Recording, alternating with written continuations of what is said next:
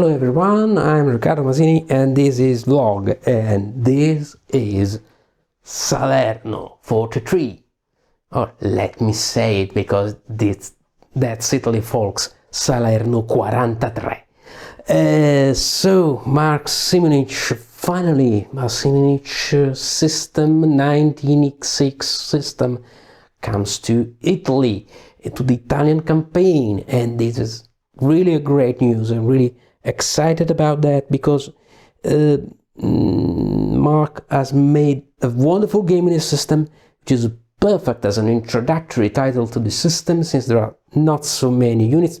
Here they are at random because I just finished recording my videos in Italian, so don't mind the positions on the counters. They have absolutely no sense at all, but there are not so many counters, and these are the basic rules of the system. They're very similar to Normandy 44, which is already considered something of a base game for the system, but it had a lot of much more counters. Here we have not so many counters, and also a very interesting flow of the game, because the allies get on the shore, get on the coast near the wonderful and beautiful Salerno coast, with the Positano, with Castellammare di Stabia, Torre Annunziata,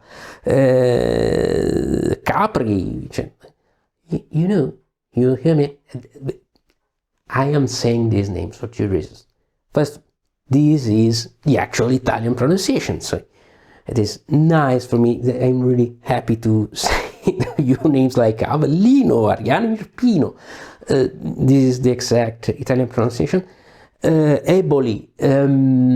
But most of all, I'm very happy because as far as I've seen here in Monte Soprano, Monte Corvino Rovella, Monte Telegrafo, Monte Monna, Amalfi, there is not a single spelling mistake, which is wonderful for an Italian war game, because for once there are no spelling mistakes in Italian names, and I can't say to you how much I am excited about that. I am happy. They made a wonderful job with the spelling. It might seem minor, but it is very important because it is very thematic. It seems to me like an Italian map, and everything is right and everything is correct. Essentially, in this game, everything seems correct, but even if we get also the names, even better. I was saying a very sorry for this linguistic dissertation, but it has its importance. It has a very interesting game flow because the Allies get on the beach, and the Germans can counterattack already with a few units scattered here, but they have lots of reinforcements which come immediately after in turn 1 and turn 2, and they can really throw on the sea, throw back the Allies in the sea, close the beaches. They're very fragile. First attacks also by special troops like commandos and rangers are very risky and very random. There is a first invasion turn which can go well or not so well for the Allies.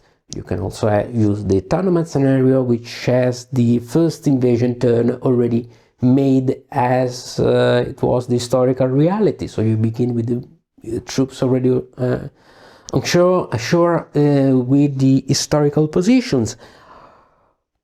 Or you can also use the long campaign, and so you have the entire campaign, or the short scenario. Lots of choices. First 8 turns, Operation Avalanche. You can be like General Clark, and on turn 8 you have to see, oh, do I have enough room, did I get enough advances, or should I take everybody on the boats and on the ships and get away from here, because the Germans are too many Germans here. Oh my god.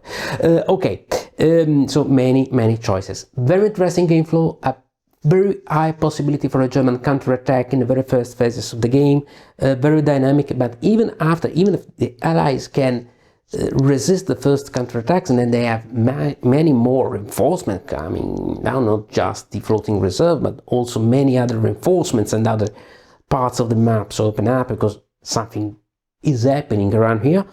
We start on September 9. September 8 is a very important date for us Italians because the armistice was announced on September 8 and the entire country, oh wait, we are no longer fighting the Germans, but we are not already fighting together with the allies. It was a very confusing situation, and on September 9th, boom, Salerno. But many other things happened in the Star Trek, and the Star Trek reminds us. For example, on September 25, the Red Army recaptures Smolensk. Wow! And many landmarks on these in this campaign. A very interesting representation of time. Anyway, many things are happening, and the Allies can stop the initial German counterattack, but they have to push forward, because if they lag too much behind these benchmark values in victory points, if they are 5 points behind this benchmark in each turn, well, they lost, because they didn't push enough, and so the Germans have actually contained the invasion. But if they go very well, absolutely well, 5 points more, even 20 points, 23 points, which they can get by capturing cities, advancing some areas, some off-map areas, or even destroying some important German units, well, if they get so far, the Allies win. But if they don't win by September 30, 32, okay, the Germans have once again contained the invasion. Wow, so much stuff in this game. And this is very important, because there is so much stuff going on. I think that in theory, you can play this game just like your regular SPI game, because you have attack factors, defense factors, movement factors. No problem at all. However, and also you have all the use of mechanics. No problem. So you use of wargame mechanics, supply, movement, combat, attrition, isolation, okay. No problems with that, support. But what you have is that each of these mechanics has many sub-mechanics. Movement, okay, you have normal movement, but you have also road movement, okay. Extended movement, which is movement if you do not get adjacent to an enemy. You have tactical movement, which is minimal movement, something that you can do. You have, well, the Germans can use for some units, here are the camions, okay. The trucks, okay, everybody gets on track. Combat, yes, combat ratios, but you have shifts for tanks, shifts for elite units, a shift for support, a shift for weather, shift for whatever. And so the combat gets around, many column shift. But even when you have a result, well, the defender can do a determined defense and say, no, I should retreat, but no, I want to stay here, not one step behind. And so possibly accept more losses, but stop your advance. You cannot advance. So much stuff. And then you have that single mechanic, the ZOC-bond. The ZOC-bond, which is, but you all know what the ZOC-bond is. Anyway, it is the axis in the middle of two units. There is something like a force field, okay, a defensive line, okay. Force field is a bit to Star Trek. I'm watching Picard now, and it shows, which is totally impassable by enemy troops, and so this allows Mark Simonitch to have not so many counters on the map to correct some distortions of traditional war games. Defensive lines become much more dynamic, but all these other peculiarities are the features. In a game which drapes history from each and every single piece of it, in each and every single rule, this is not historical research, this is not historical detail, this is historical passion, this is passion for history. Each and every rule has its sense, its historical reason. And as I studied this campaign, I studied a lot of this campaign in Italy for obvious reasons, but also for familiar reasons, because part of my mother's family comes from casino. I see in each and every rule a small detail, a small historical information. I understand why Mark has used that rule.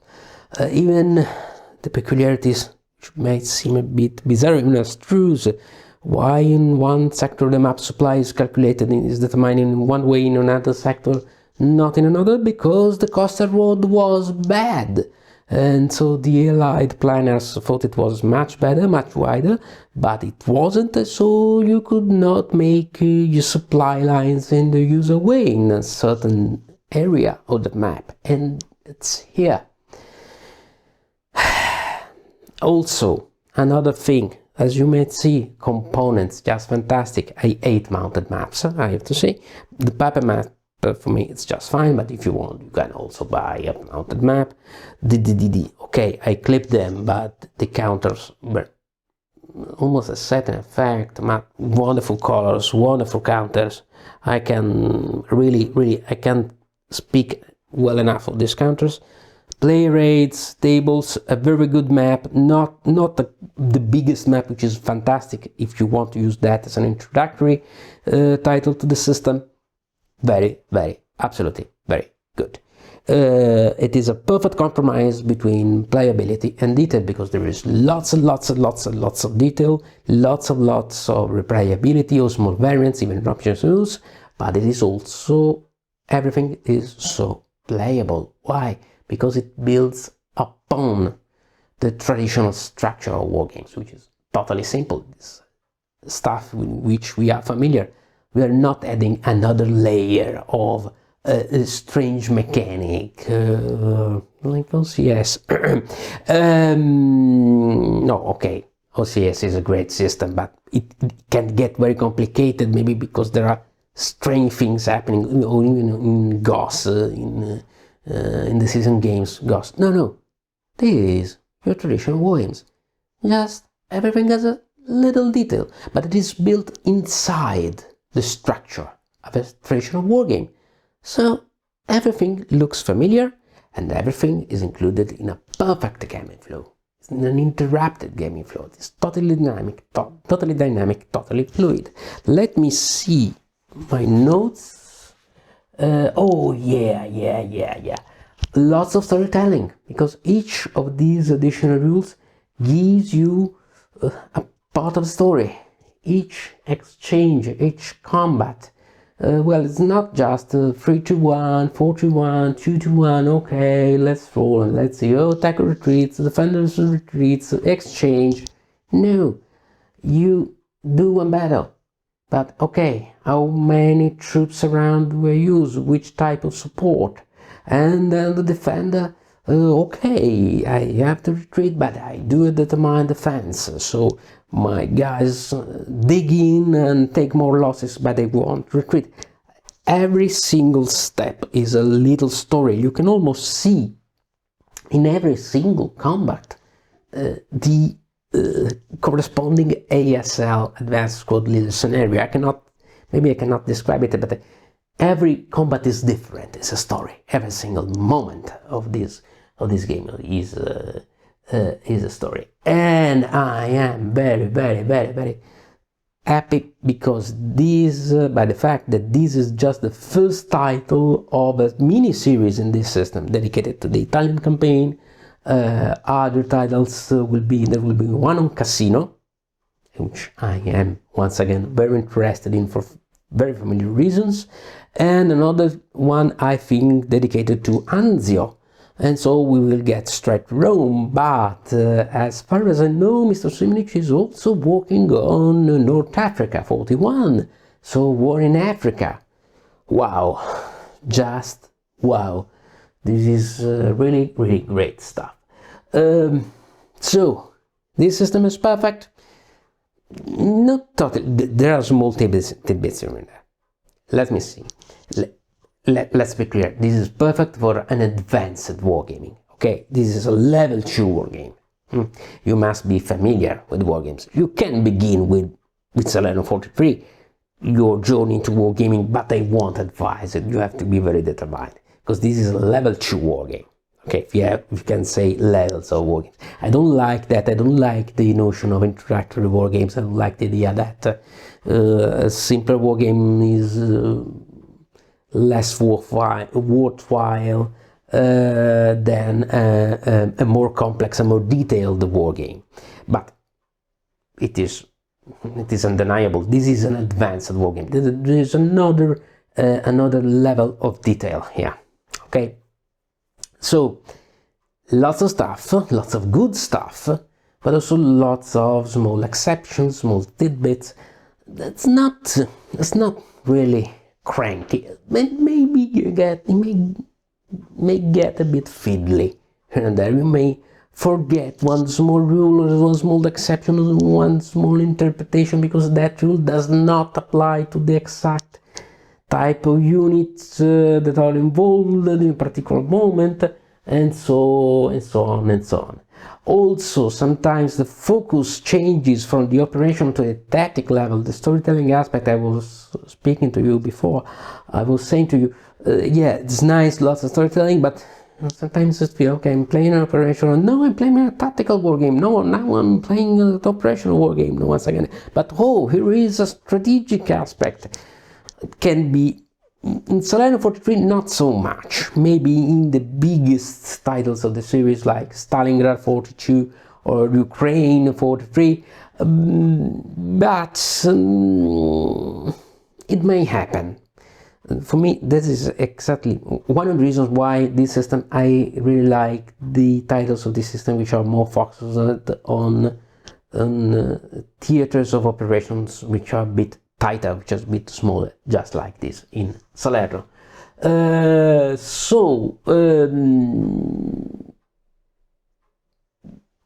situation is interesting. You must be very careful. You will forget some rules here and there, and you should go on. Maybe there are many variations possible. Maybe this question in general is not so replicable, not so variable, because you know where you have to get your victory points, so on and on and on. Might feel, I don't think, repetitive, but you should know how things go, because there are not so many counters. Another interesting thing is that combats here are very fragmented, as it was historically. There is not a single line like on the Eastern Front, or focus of the directions of attack, clear directions of attack, as in Normandy, for example. This is a combat here, combat Salerno, a combat at Avellino, a combat another on Eboli. All small combats, it can get a bit fragmented. The rule set is very good.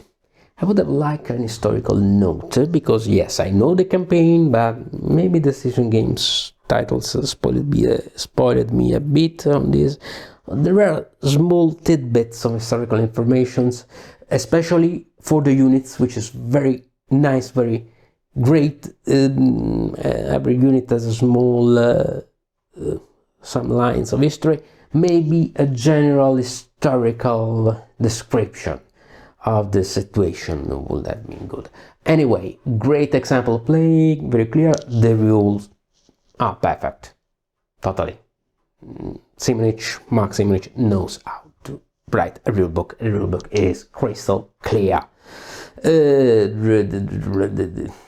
All the references between one paragraph and another are there. It's very easy, and even if the game is not easy, because it's not so easy, I did not feel disoriented.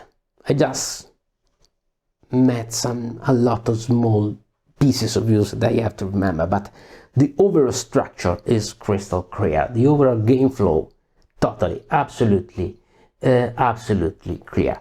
On the playing time, yes, it's a bit longer, especially for the campaign, but the short scenario is actually very short. You can play it, is reasonably short, not very short, but reasonably short.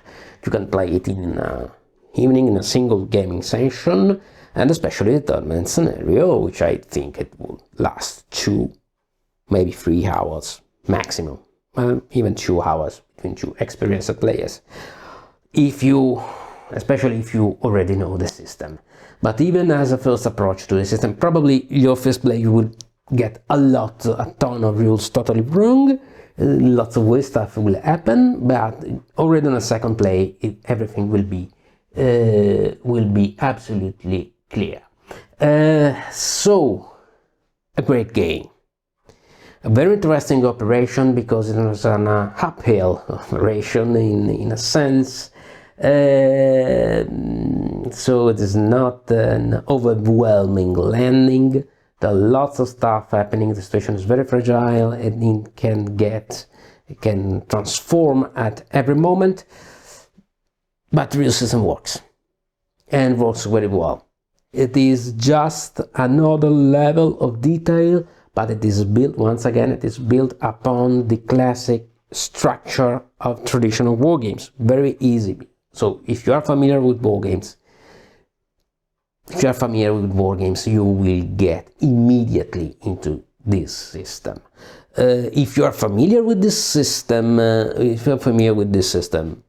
no problem at all. This is really introductory for you.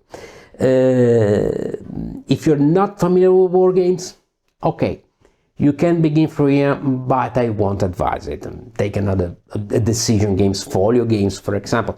You can do some plays with decision folio games and decision games folio game, or an SCS title, or one of the easiest SCS titles, and then get here. You will find exactly the same stuff, but with a small level of detail, but small but very important level of detail more.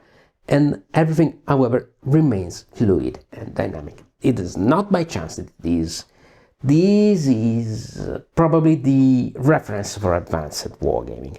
For me, this is the upper level of complexity, because I find the perfect balance here between detail and staying focused on the situation, and not on the tactical and operational situation, and not on the rules. Remember Philip Sabin, as always.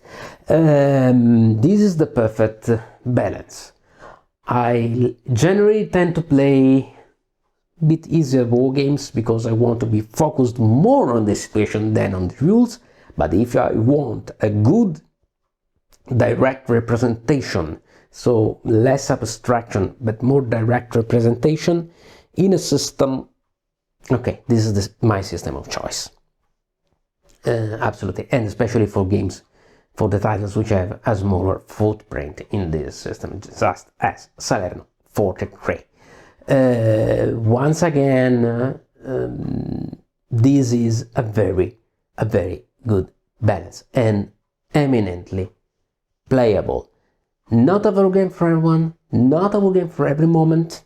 As I always say, easy war games have their moments, and they have all this stuff also, the good easier war games, the good simpler war games, because all this stuff that you see here directly represented is abstracted in that war games, in the CRTs, in the mechanics, but you can influence it directly. You see it directly represented. In simpler war games there would be no determined defense, for example. Let's say I have some possible mechanics of determined defense, but you may not have a determined defense, but you may have a bonus which abstracts that determined defense. Here, no, there are no abstract bonuses and no abstract bonifiers.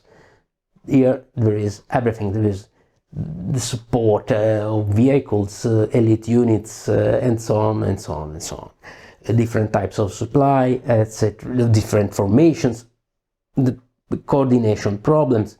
It's all directly represented, and you can influence it. This asks you much more planning, much more reasoning. You must be more careful, but it is also very rewarding. Just another type of war game. For me, once again, it can absolutely, totally coexist with easier and simpler war games.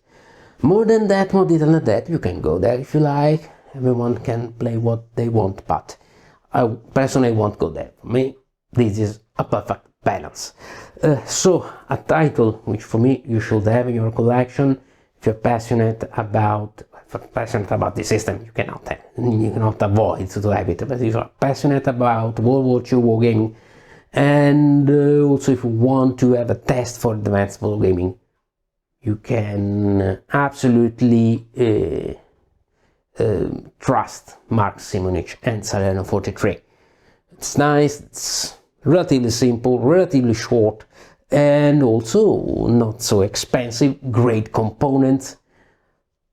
A title totally, absolutely, highly recommend for me. It is, I consider it a small jewel of advanced wargaming, as I already said so many times in this video. So I'm going to end here this video. There will be so many more things to say about it. I won't delve deeper into rules because there are lots of rules, and I already did that in the last hour for the Italian video, so I'm a bit tired. Anyway, there are many great videos in English about the rules of this system, but once again, normal structure of your average wargame, but every single step of that structure has another level of detail. Passion for history, great gaming balance, great gaming experience, very good components, very good visual interface of the components. Everything is clear, everything is nice. This is a game that is meant to be played. It should not sit on the shelf. This is advanced wargaming that can be played and should be played. Absolutely recommended. This was Salerno 43. I am Riccardo Masini and I say hello everybody, and let's meet at the next episode. And as always, don't be scared, but really don't be scared, even if it looks complex. Don't be scared. Also has a very nice example of play. It is very accessible. It's a very nice Vassal module. Don't be scared. It's just 4 games. Ciao.